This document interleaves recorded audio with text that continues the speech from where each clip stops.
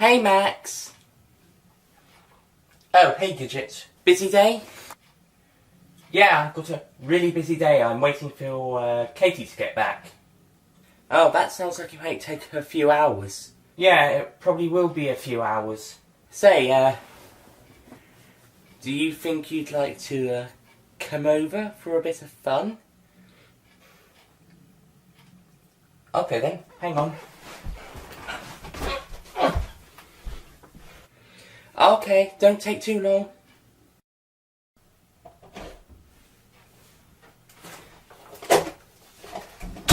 Hi, Gidget. Oh, hey, Max. You ready for that bit of fun? Rough!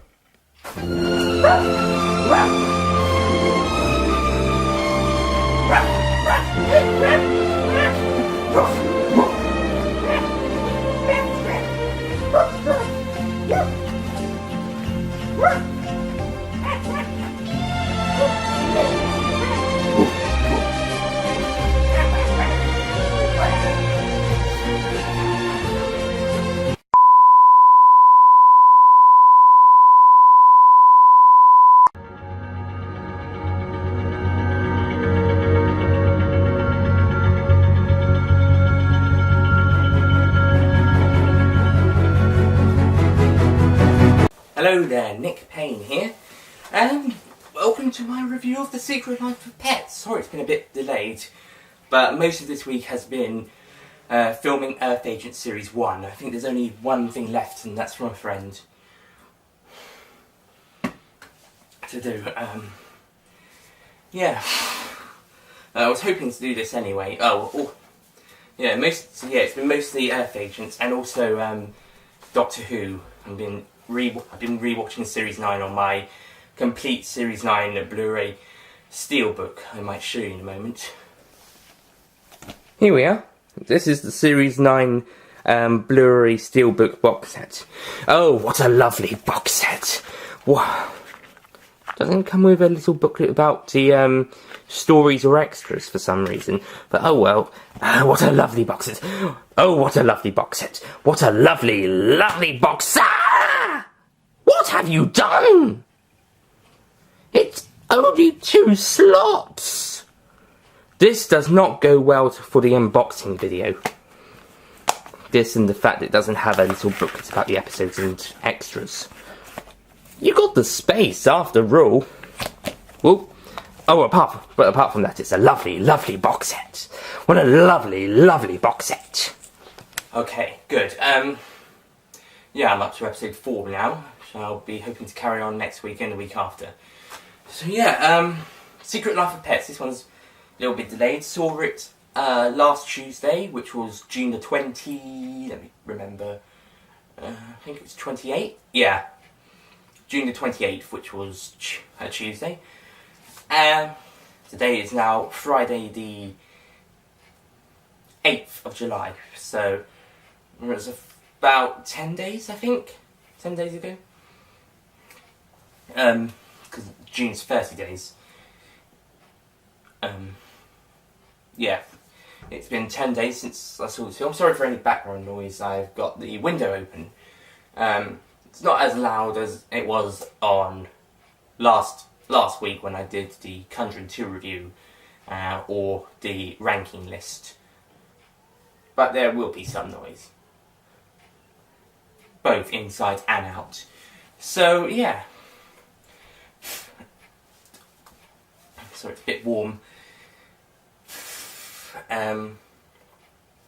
Secret Life of Pets. When you see the Secret Life of Pets trailer, the first trailer, you kind of think to yourself, this is going to be interesting. This is going to be new, different, something they haven't done much before. Sorry, something they haven't done before. A study of what pets do when the owners are not around in a animated comedic children's film style. So yeah, so how they do that.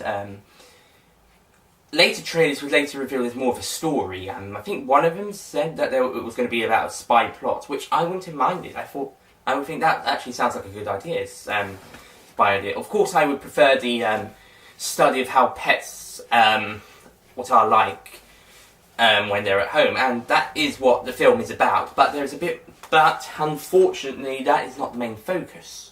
There is an actual story. This film probably wouldn't have probably out of the ones I've seen, probably wouldn't have needed a actual story behind it. Okay, anyway. Yeah, so what's the film about? Well, it does show what pets do get up to when the owners aren't there. That is kind of the main stuff behind it, but it's not dead right centre throughout the entire film. Mostly at the beginning and the end, but throughout the majority of the film, that isn't the main focus. Well, I guess it is at points. And there is a kind of an underground rebels plot as well. Something not too different to that spy film idea they had.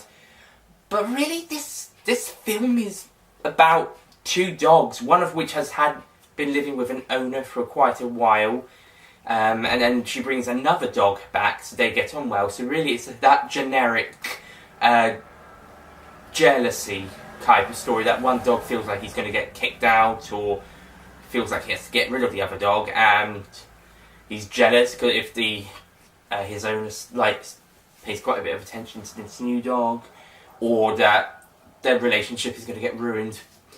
Yeah. So he tries to get rid of the new dog.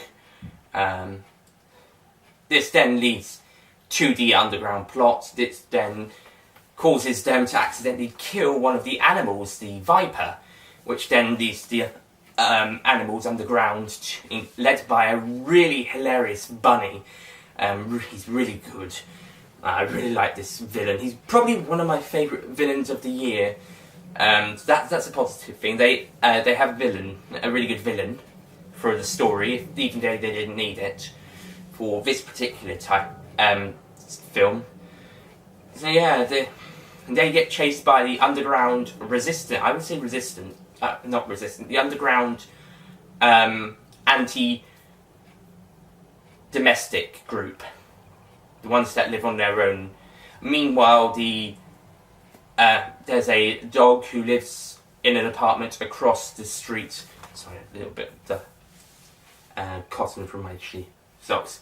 There's a dog who lives across the street, who kind of fancies our main character, Max. Gidget fancies Max, as you'll see in the sketch. And Duke is the one trying to take Max's. Ucum is the new dog in Max's life, and Katie's the owner. Snowball's the villain. Just trying to remember names here. Yeah, anyway, Gidget notices that Max has gone missing, even though some of the other dogs on the walk don't. A very funny scene around there where the person taking the dogs for walks actually gets a bit distracted by a girl and they start talking, and he hasn't taken Max's lead off. That's funny. That's funny. Actually, the guy supposed to be looking after them actually finds love. I guess. Lucky bastard. As does Gidget and Max. Well, sort of. Gidget fancies Max, and later on she would go on to say that people would consider her as his girlfriend. And there's a very funny moment where another dog says, "Nobody says that." See, and at the end, of course, they do get together, of course. Well, you probably would have liked them to, but at the same time, they'd take a risk if they didn't do it. If they hadn't done that, the film probably would have taken a little bit of a risk, which would have been good, to be honest. Especially as this is supposed to be a different type of film, and it does have differences here. But because of the story of the two dogs, same owner type story, and also the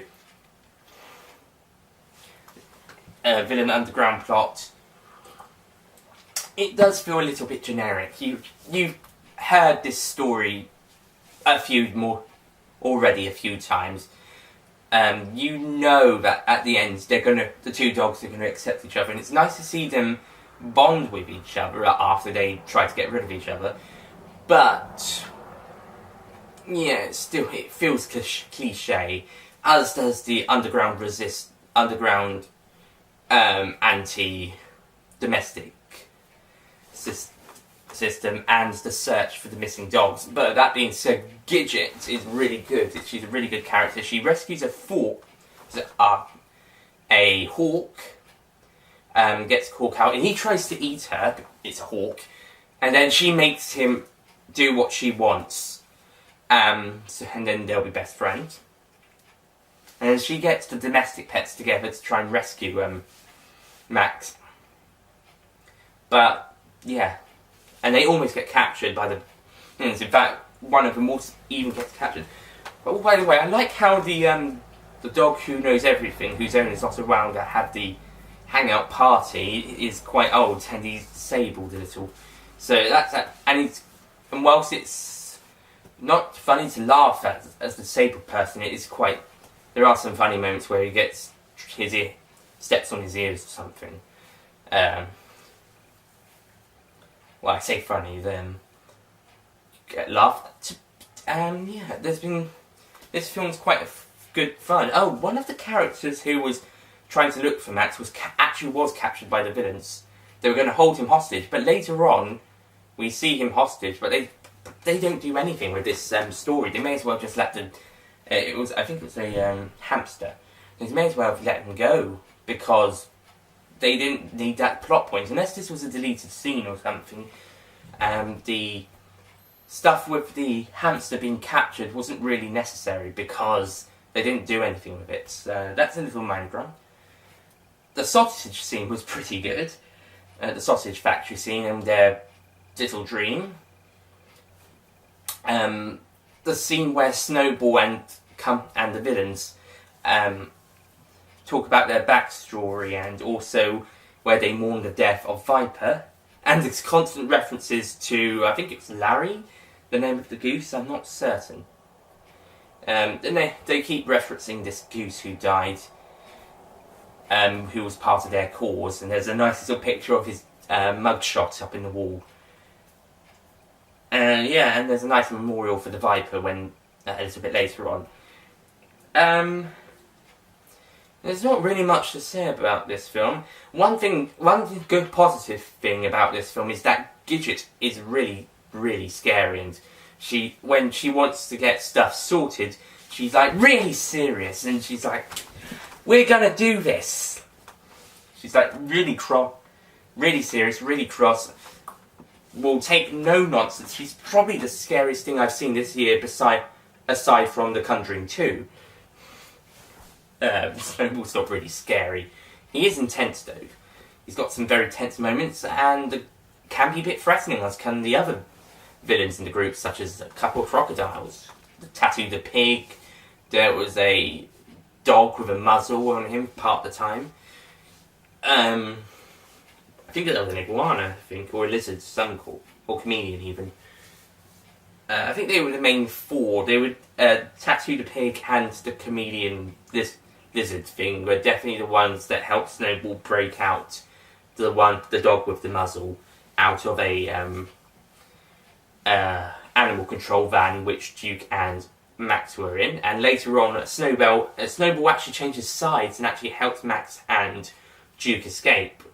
Even though probably because Tattoo and Chameleon had been captured by animal control, so he's now, because they had Max had helped them, he was now helping Max and Duke.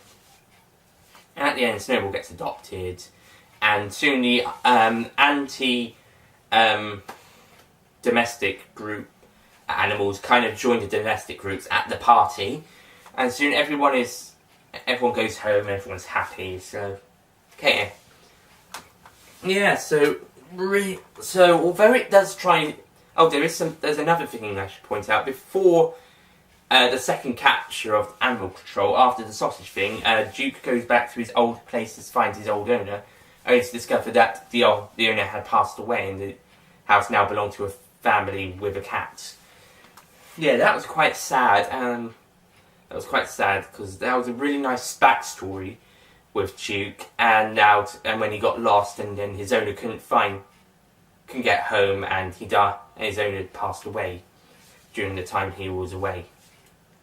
But that was really sad. That was probably quite sad.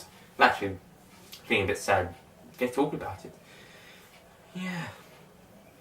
Positive things. The cat Chloe was very funny. Really fat. The birds were funny. The eagle was really good. I liked him quite a bit. Steve Coogan, best known for Alan Partridge, or like me, if you know him from Night at the Museum. He's a voice. I can't remember which character he was. I don't even know which one that was. But he's in it. So anyone who knows Steve Coogan, point out he was in Philomena with Judi Dench. I think he made an uncredited cameo in Hot Fuzz. Yeah, he did. So if you recognise the voice, you'll know who it is. That's apart from him. There's no. I didn't really recognise any of the other voices. So I don't really know.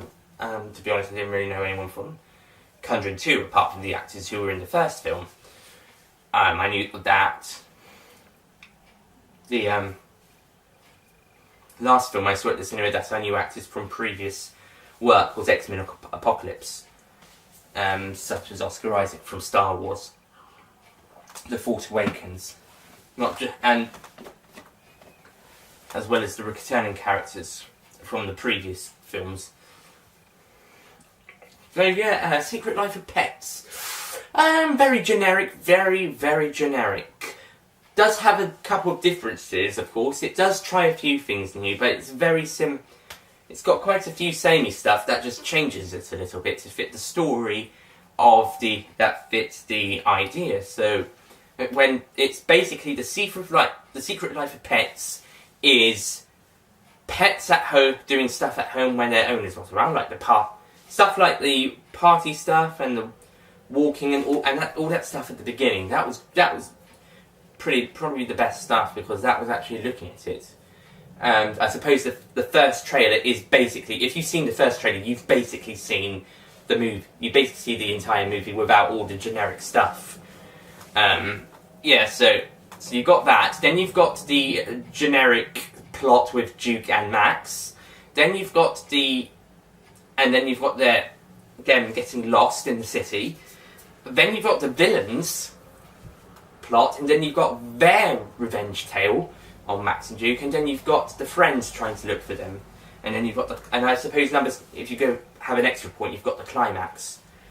So you've really got about seven-ish points, 7 maybe 8 points if you would dive a bit more into it. But really, only Secret Life of Pets would have been enough. Maybe more of the beginning. In fact, this didn't have to be a movie; it could have been a TV special to be shown at Christmas or something. Such like the Gruffalo and the Room on a Broom, and Stickman and all them, and Gruffalo's Child. This didn't have to be an hour and a half movie. It could easily have been a special. And if it was to be an hour and a half movie, it could have sticked true to its ideas. Could have brought in a bit of a story, but really, mostly the Secret Life of Pets would have been enough. That being said, the story we did get was pretty good at most of the points.